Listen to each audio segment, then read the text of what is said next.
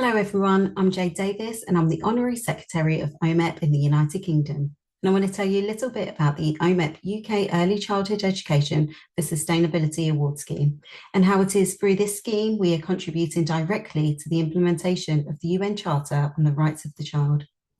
In the UK, government support for sustainable citizenship in early childhood education varies considerably. Wales, Scotland, and Northern Ireland have made stronger and more explicit policy commitments in this area than England, where climate change policy has been less systematically embedded within the early years frameworks. In England, children's rights in the early childhood are understood through a combination of legal entitlements, safeguarding protections, and participatory rights, guided by international and national frameworks such as the United Nations Convention of the Rights of the Child. Even babies and toddlers are recognised as right holders, regardless of their ability to articulate those rights verbally. Concrete progress in realising children's rights can be seen in the work of OMET and its Education for Sustainable Development Award.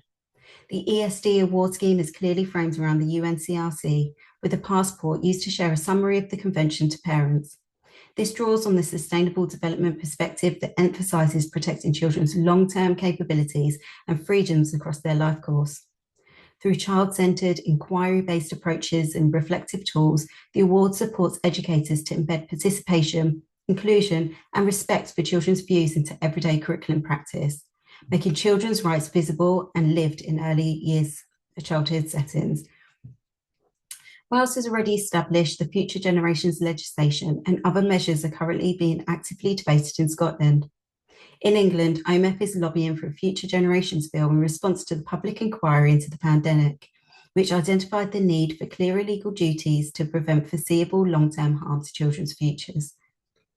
Children are the primary future stakeholders in climate stability and public health resilience, yet awareness of the UNCRC remains limited, and there has been little coordinated effort in the UK to promote parental understanding of children's rights. OMEP UK also contributes globally. In 2024, the first award outside the UK was granted to a preschool in Thailand, reflecting the international reach of this work. The award now also carries the UNESCO badge as global status and recognition. Ultimately, when early childhood care and education is treated as a right rather than a service or policy choice, it fundamentally shifts responsibility. It creates legal and moral obligations for governments and institutions, strengthens accountability, and positions children not as passive recipients of provision, but as entitled right holders. This shift is essential for achieving equity, long-term stability, and intergenerational justice in early childhood education and care.